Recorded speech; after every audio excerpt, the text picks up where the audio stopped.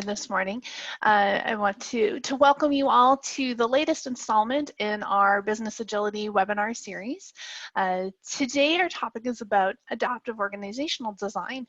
My name is Christina Hartikainen. I'm the Director of Learning here at ICAgile. I'll be your moderator for the webinar today, and I'm joined by some wonderful folks who have worked with us in defining these learning outcomes and defining this journey for folks that are interested in bringing adaptive organizational design into their organizations. This is definitely an emergent field and something really new here. And so we've learned a lot on this journey, and we're really happy to share that with you over the next hour or so. Please use the Q&A feature to put your questions in for our panelists. We do have a couple of moderators as well helping to answer any questions, and I'll be weaving them into the conversation. So if there's something that you really want to ask this panel, get that question in early for the best chance to get it put in front of them today. And with that, I'm going to turn it over to our panelists to introduce themselves. Why don't we start with you, Dan? Hey, good morning, good afternoon, everyone. My name is Dan Fuller. I am currently with Slalom Consulting out of Boston. And really the main reason I wanted to join this group to help define these learning outcomes is I spend a lot of time with small, medium, large-sized companies who are all going through org designs relating to their agile and business agility transformations. And I really wanted to bring some of my experience from having helped a lot of organizations, actually do this the right way and make sure that a lot of that came into these learning outcomes. So for me, it was really, that's the primary motivation for me participating. Fantastic, thanks. Thanks, Dan. Good morning, everyone. Good afternoon. I'm Doug Kirkpatrick. About 30 years ago, well, exactly 30 years ago, I found myself on the core team of a company called Morningstar, which we developed around principles of simple self-management and grew from zero to now the world's largest tomato processing company. So I have a passion around the theory and practice of adaptive organizations, and now consult with companies as a principal in New Focus Strategic Group. I'm a Forbes author and speaker, and my latest book is The No Limits Enterprise. So it's a pleasure to be here today. Wonderful. Thanks, Doug. Nishant? Yeah, thank you. Good morning, everybody. My name is Nishant Sasidharan. I am the founder of Business Agility Consulting Group. In my 20 years of journey with Agile, this has been a group which I was very fond of working with for adaptive org design. It's not just the experience. I think it's the learning that I got from this and the aha moments that I can share with all of you all as a part of this journey is what excites me. Thank you. Great. And last but not least. Hey everyone, it's Sally from Agility Health. Really excited to be here, and thank you very much, ICAgile, for the opportunity to influence this, the direction of adding this to the new business agility roadmap. Why do I care about org design and adaptive? I really think that I've seen Agile grow up over the last several years, so that it's shifting away from Agile being thought of as something that technology teams do into something that's really around enabling business agility. And I don't think that you can enable enterprise business agility without thinking about organizational design. And there's just so much right now where people think of it as more of a siloed approach or more of a hierarchical approach. So I'm really excited to bring in this kind of new way of thinking about adaptive org design and talk more about it. Wonderful, thanks.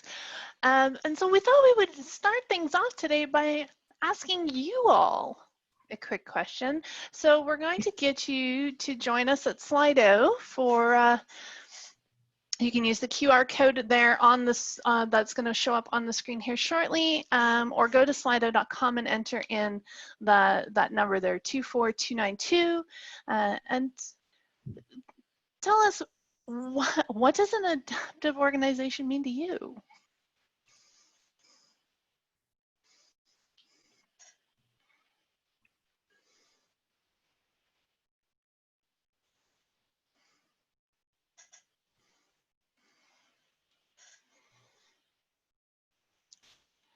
Great. Here we go. And answers coming in.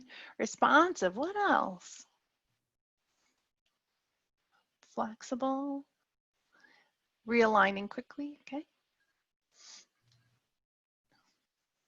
I like that ability to disrupt before being disrupted. That'll be adaptive to firstly the purpose and secondly the objectives. Fun, flexible, getting into the business needs of things.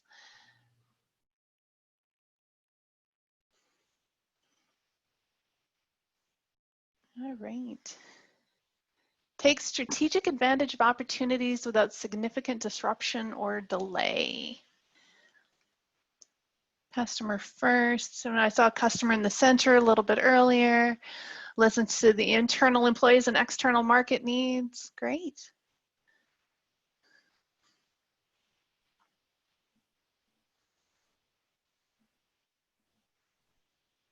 Finding common ground between business needs and execution. Removing bureaucracy. We talked quite a lot about that as we were working through these learning outcomes. Great. Thanks for that, everyone. Keep those answers coming in. I'm going to throw it back to our panel of, so what does adaptive org design mean to you? Yeah, I'll give it a start to try. So hi guys, this is Dan again. So for me, it's really about building a new set of organizational core competencies around being able to, adapt the design of the org for, when there's new information and new, stimulus in the environment. And so it could be, anything from external stimulus, market conditions, current, like the situation we're all currently in. Sometimes it's about customer needs changing. And really it's about building that sensory adaptive or sensory apparatus in the organization to sense when there's a new change that needs to be, brought into the org. And then it's really about building the competency within the org to kind of come up with that new design for how the org should best align itself to respond to that in order to create the business results we're looking for.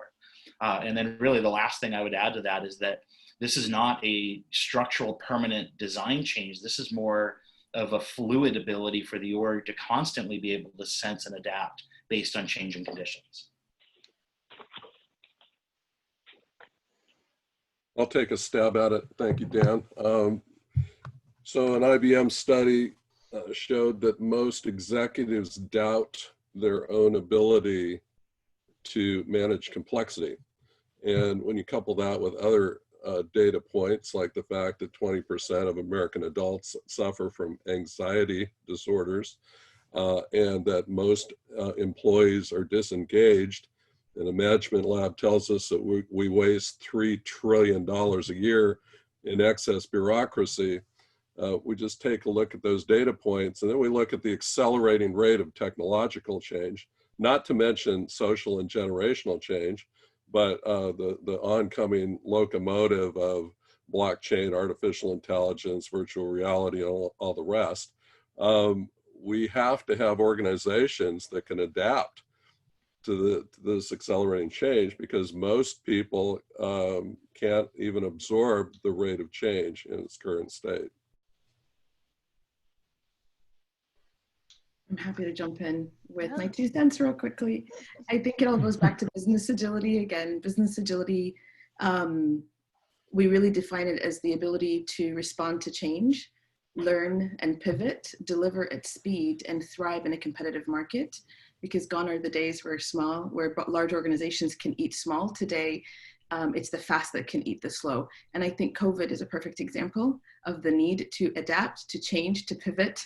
All those things were just put into practice with the coronavirus pandemic. And organizations, I've spoken to them, said that they have done in 1 month or 1 week what it would normally take them 2 years to do.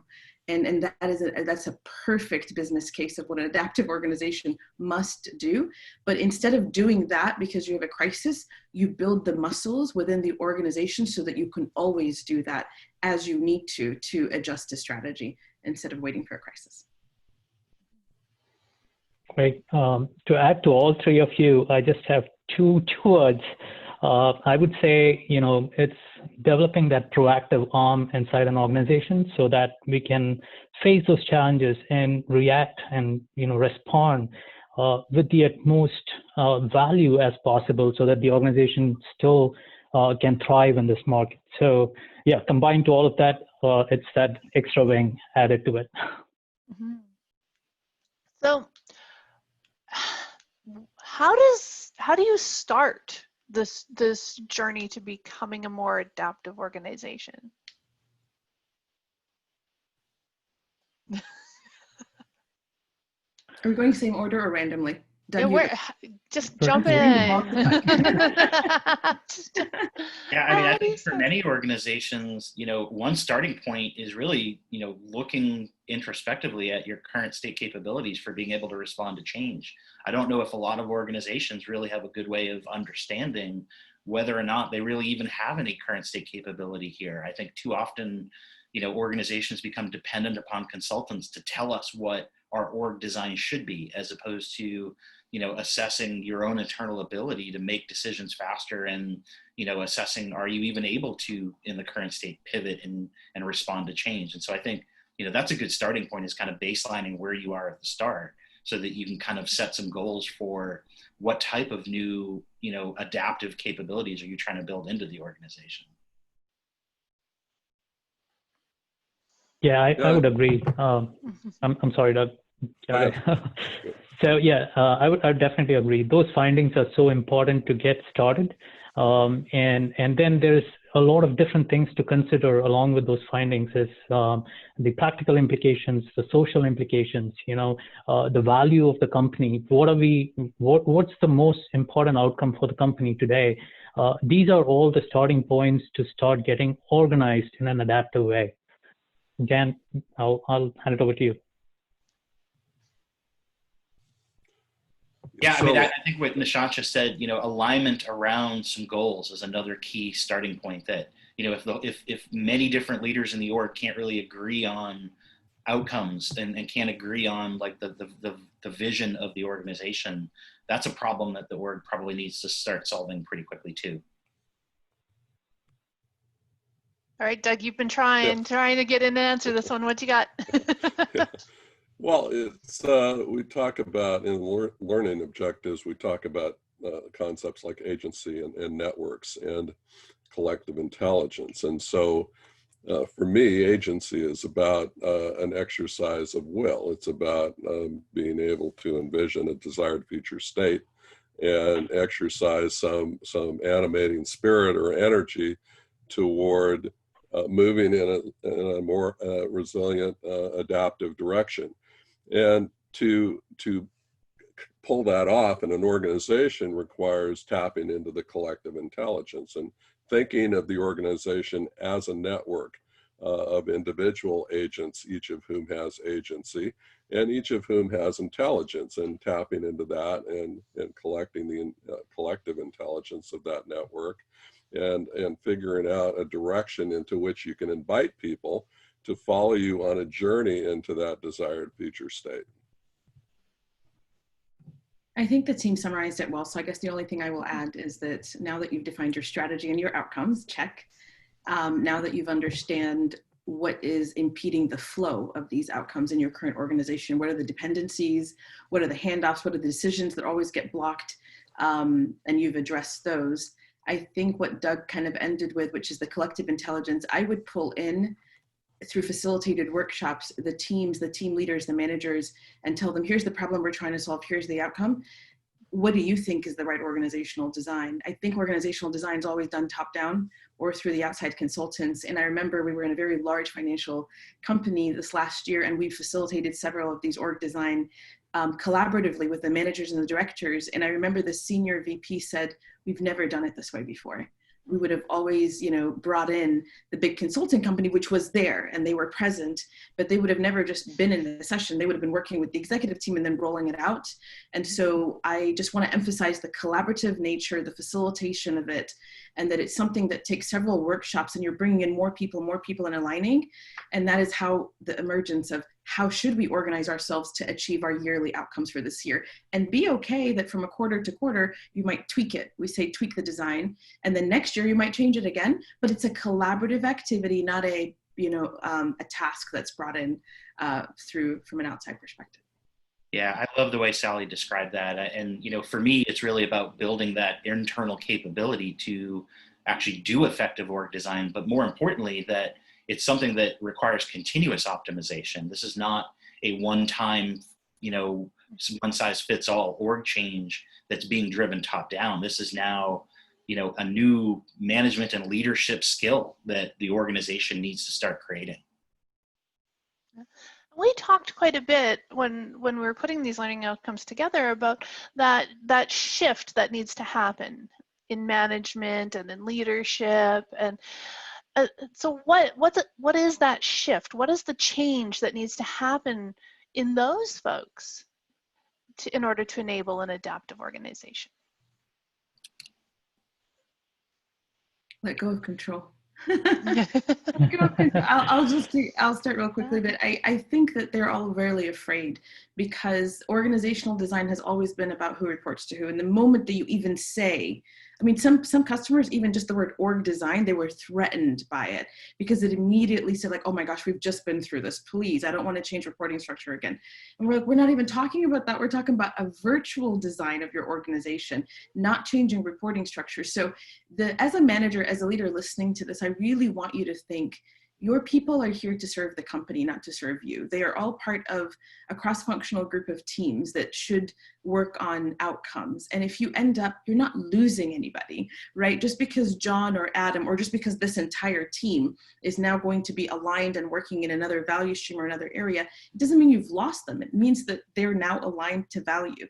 So I think just the fear of losing control will be the first thing leaders will need to get rid of, and then knowing that this is now part of your role, not a org design, entity within the organization. Well said, Sally. I would like to quote a work by Schilling in 2015. He went in depth with leadership dynamics, and it's exactly what you were talking about.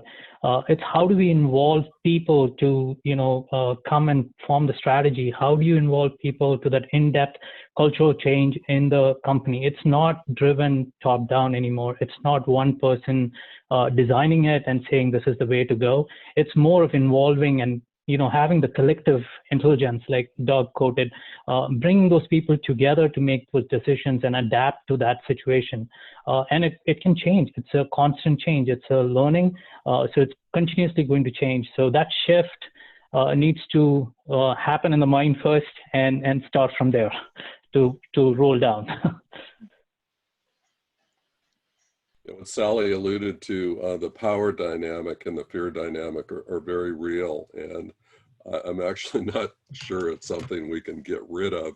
It may be based in biology. Ian Robertson wrote a book called The Winner Effect, How Power Affects Your Brain.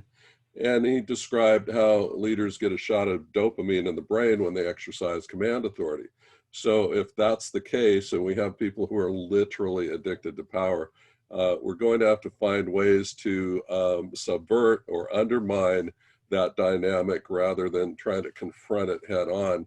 And one of the ways to do that is to just create opportunities for individuals to exercise greater agency and autonomy and create circumstances in which bureaucracy can kind of melt on its own accord and create organizations that are more adaptive. Yeah, and one thing that's interesting is, across all the panelists that kind of added into this, we touched on some holistic things that need to happen across the whole enterprise, and that some of the behavior and attitude shifts need to involve leadership, with leadership, embracing the new role of leadership. There needs to be new management styles that now have more of a bias towards self-management. and that it also then requires the team level view, really embracing new ways of working together at the team level, and that all three of those different kind of parts of the organization working together, all align to outcomes and really and working together and participating in the org design as opposed to the org design being done to them.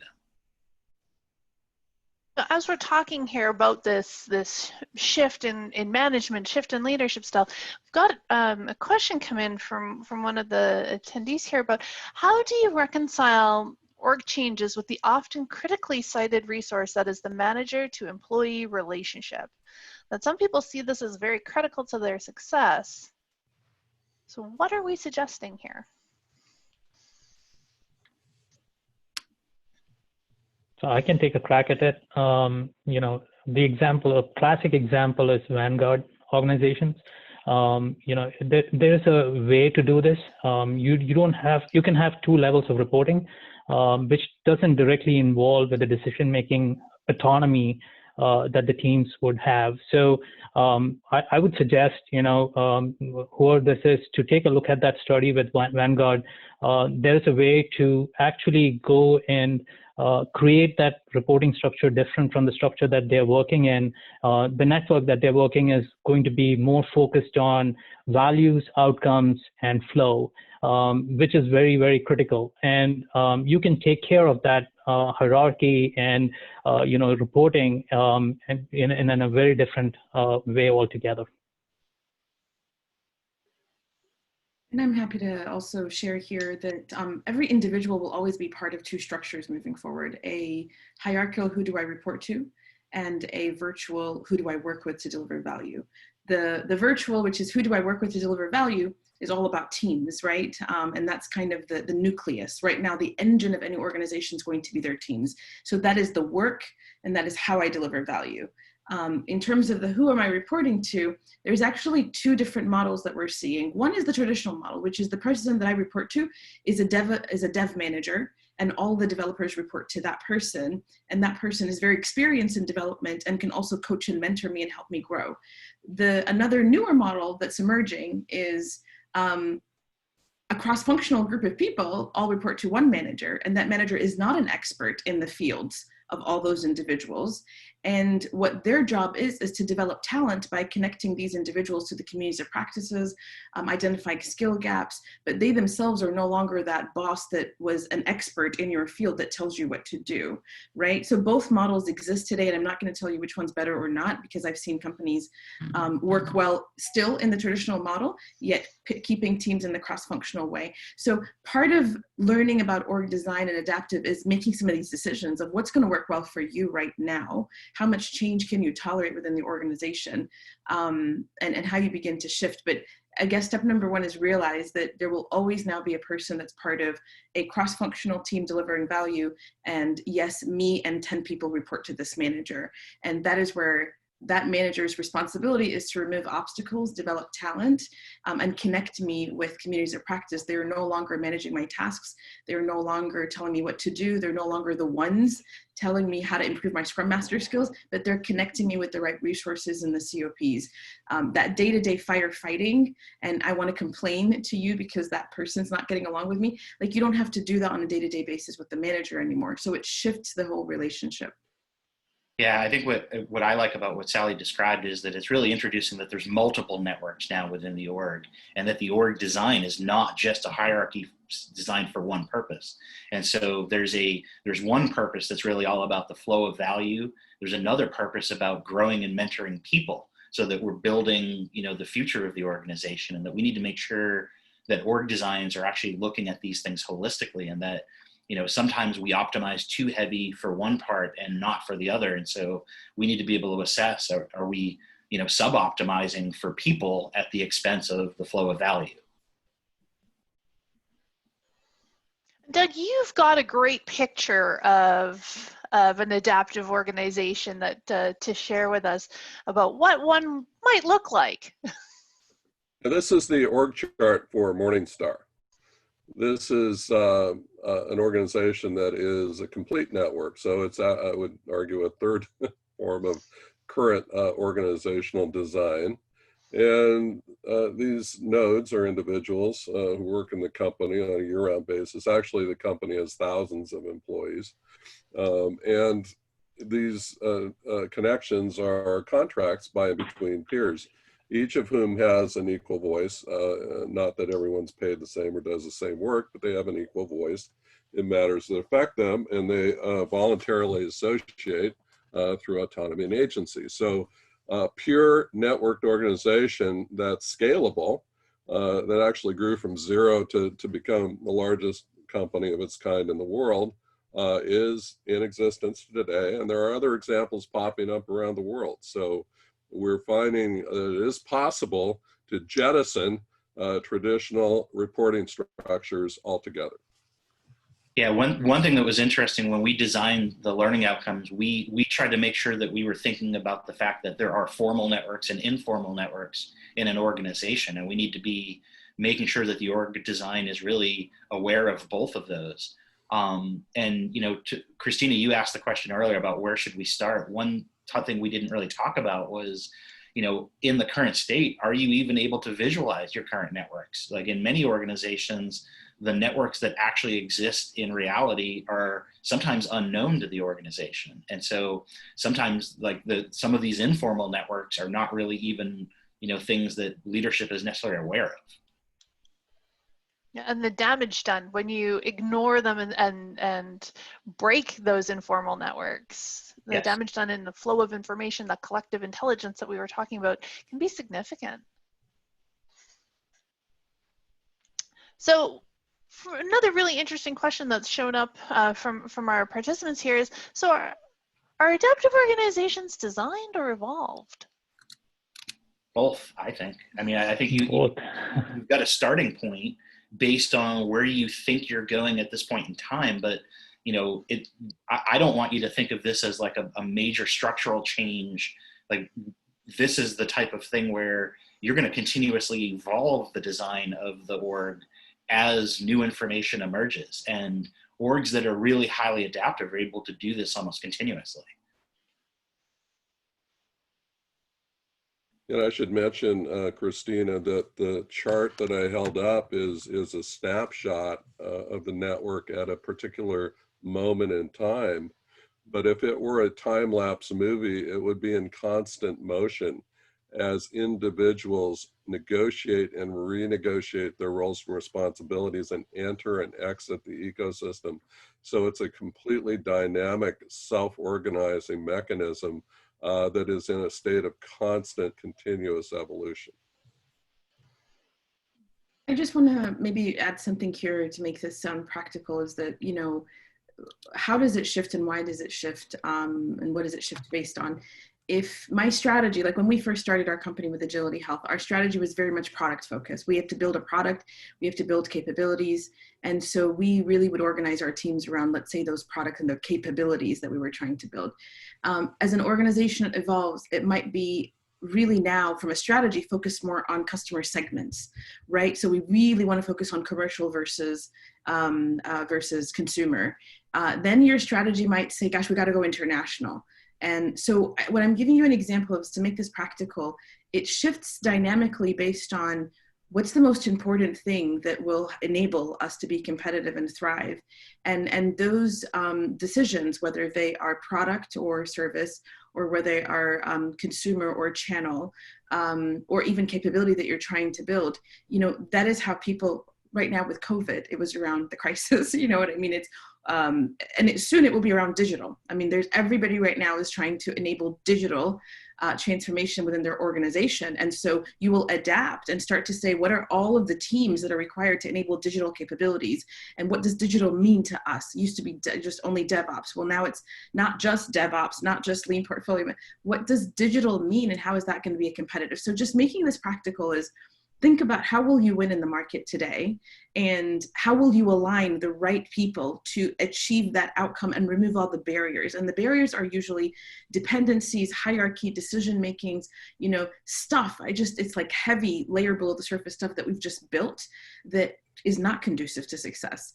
And we have to have the guts and the courage to start dealing with those things, because you're going to upset people. You're going to ruffle feathers. You're going to have people be afraid, because control, as Doug said, that's like part of their DNA. They get that shot of telling people what to do every day, every week. And so when you come in and say, but we want to reorganize this whole thing, they feel like they're powerless.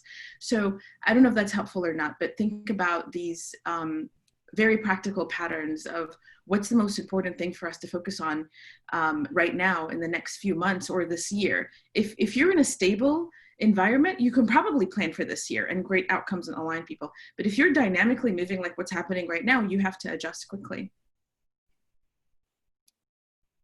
And we talked about a number of those things that would cause you to adjust, right?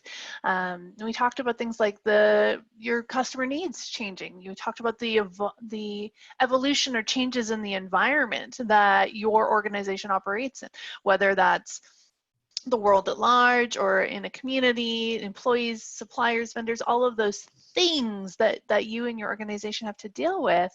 And then, of course, the strategy, Sally, as you said, strategy, mission, how are we competitive as the triggers to adapting and evolving even further. Mm-hmm. So I want to take us back a little bit. We've mentioned a couple of things about in some of the answers here. We've talked a little bit about collective intelligence. We've talked about agency autonomy. What is collective intelligence?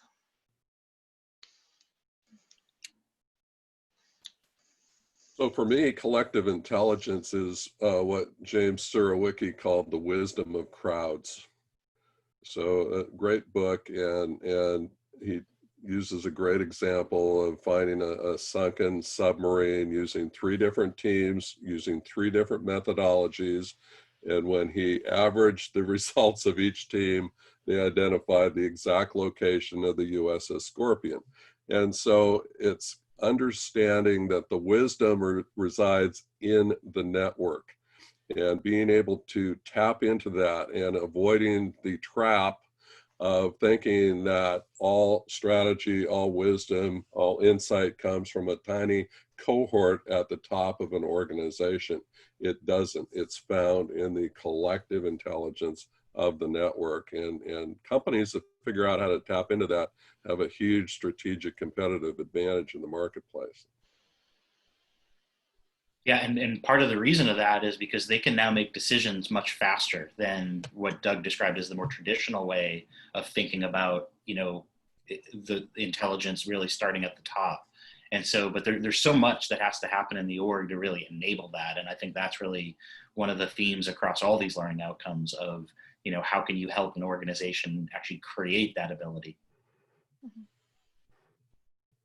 And once it's created, when it's enabled, I think the outcome that you get out of that is collaborative, it's quick, and it's innovative, right? It's not going to be old, stale, or need to be worked upon or tried upon. It's more quick and innovative, and that approach is going to be collaborative. So it makes a lot of difference in how we thrive in today's world.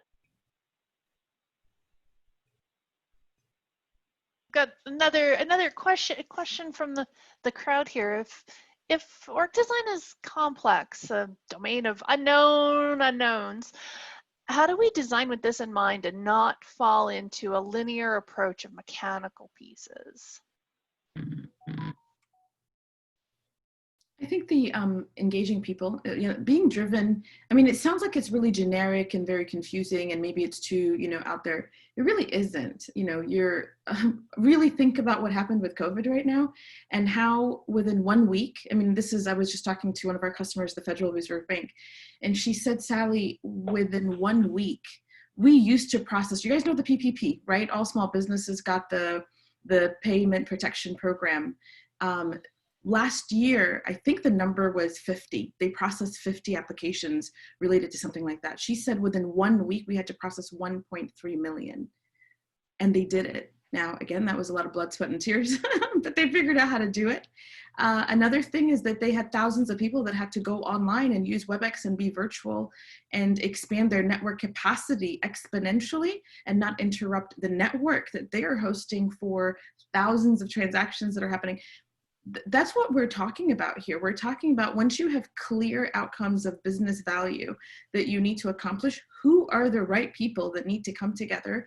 And one of the key things that she mentioned to me that I thought was really is we threw away a lot of, not threw away, but we took away a lot of those processes and red tape and things that we would normally have that would block the decision making, and basically said, hey team, here's what we're trying to accomplish right now. Here's the boundaries and here's the guardrails. We want to empower you to figure out the how, right? And then who are the right people that you would need? Let them tell you.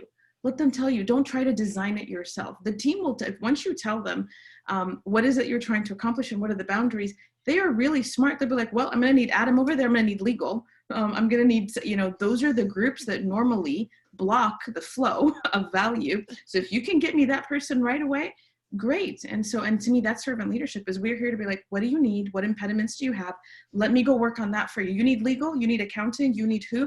I'll get you that person so that you guys can focus on optimizing the flow of value. I'm just trying to make this practical so it doesn't, sometimes we get overly conceptual, you guys, and we don't make this practical. We are living right now a perfect example of adaptive org design in every company around you that had to pivot quickly, but it wasn't done naturally. It wasn't done because they were skilled at it. It was done in a reactive way to respond to a crisis.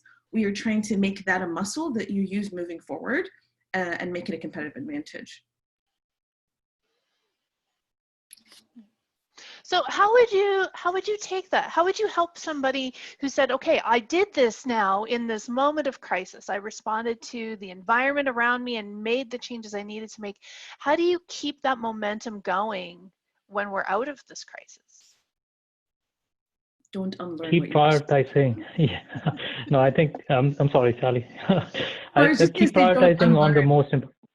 Yeah, don't unlearn and keep prioritizing on the most important thing for your company and constantly align yourself around that most important outcome that you're looking after. So it's not one said and done like Dan mentioned earlier. It's not one size that fits all. It's customized based on your goals for the company and the value you're after. So it's constant change and learn and adapt to that situation. And that's why adaptive. So it's very important to be adaptive. Yeah, and to add to what Nishant was saying, I don't think you can separate org design from agile portfolio management, which I know is a totally separate topic than today's webinar. But there at periodic intervals, as you're reassessing your portfolio and your priority, and the outcomes that you're trying to achieve with the work that's in the portfolio, you have now opportunities to reassess, is the current org design the most optimal based on the new stuff that's in the priority or in the portfolio? And so building that ability to kind of do this on a more frequent basis and build this into, just the way that you work together as an organization is I think is critical. I think one of the things that we experienced with the COVID crisis is we realized just how adaptive we can really be when we have to be. As Sally said, we changed overnight in a week. In 3 weeks, we went from 30% remote work to 60%. And in a way, it sort of took off the blinders, and it's not going to snap back where it was, because now we realize we were spending an awful lot of time in commuting, and an awful lot of commercial real estate was being purchased for no reason. And so we may normalize a little bit, but it's not going to go back the way it was, because we've now learned that we can be adaptive when we have to be.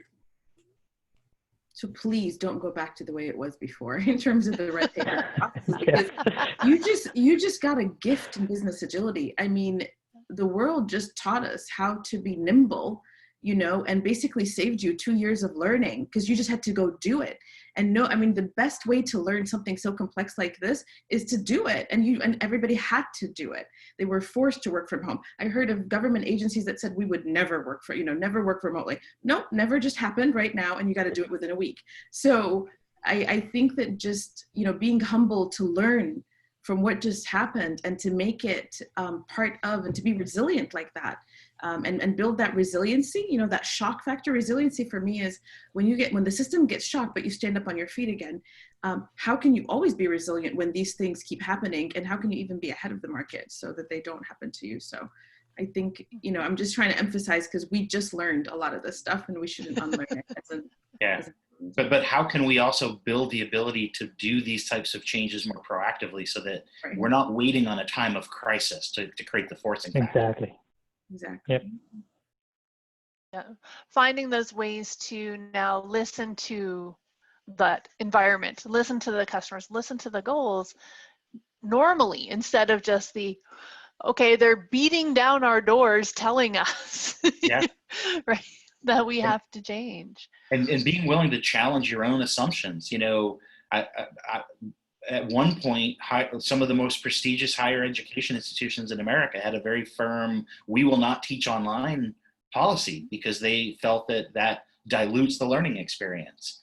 I think now the epiphany was, well, but there's other benefits from online learning that might outweigh some of the other things that we thought were the negatives of online learning. And so, you know, thinking of that as just a holistic way of looking at things, I think is just an example of organizations that are able to change their beliefs. So, got another really interesting question in here. It's going to take us back a little more theoretical in some ways, I think, is how would you compare an adaptive organization with what's traditionally being taught now in business schools? Well, please forgive me. I'm about 30 years removed from having attended a business school, so I don't know if I can speak as intelligently as others on what's currently being taught.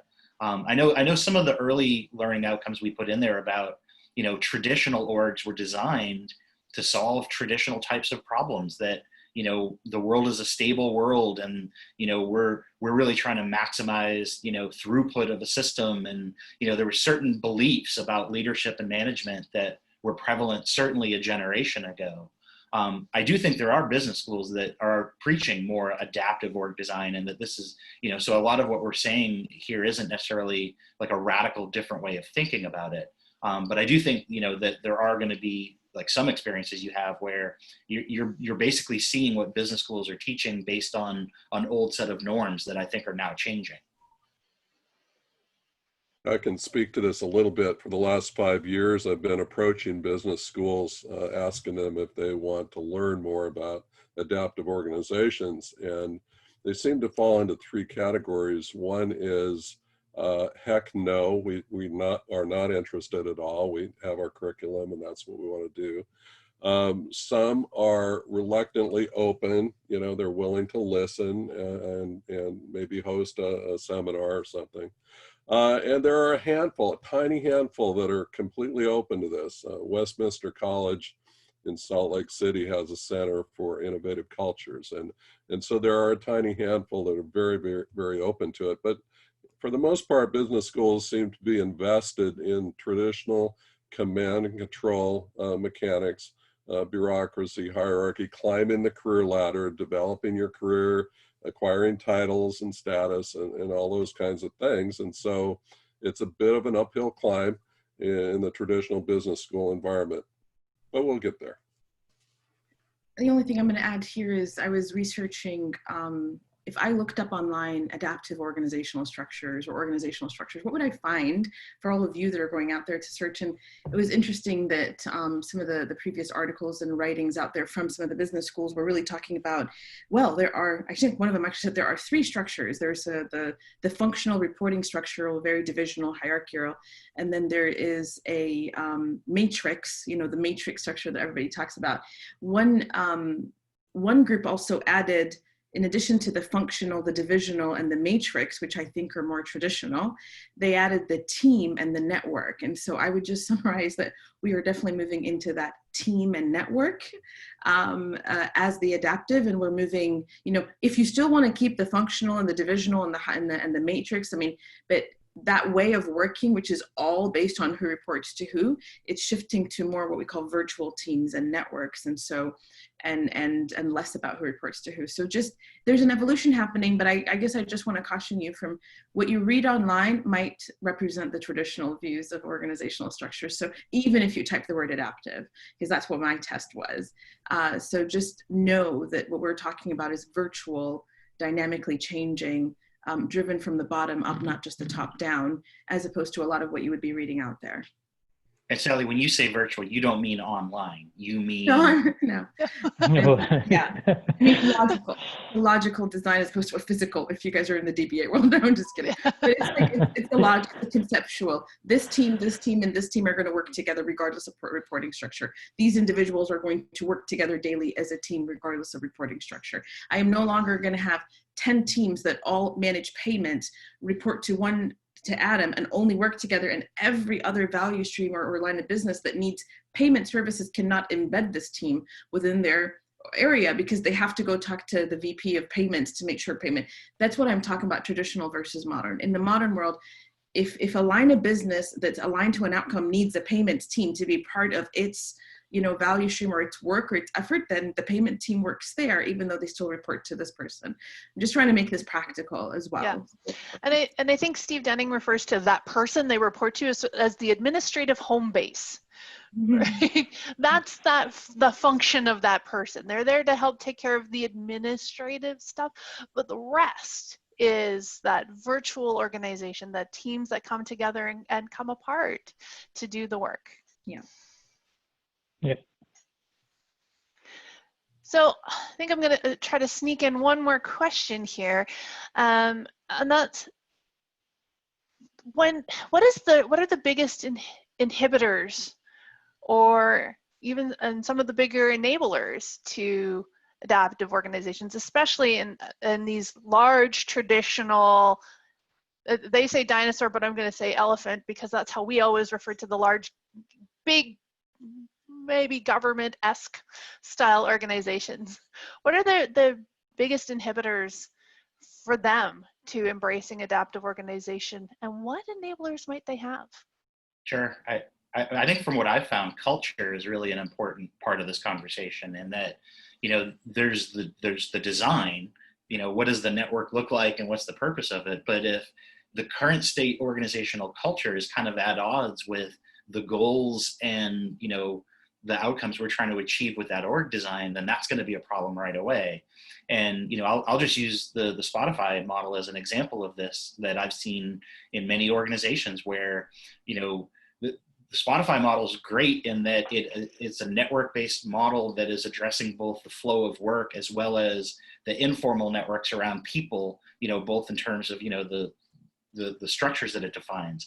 But if your culture isn't really ready to embrace that, and it's still a very command and control culture, now you've built kind of an impedance mismatch into the org design, and that's going to cause a problem. So, I think that there was another question out there about culture, and I think that's really one of the big inhibitors.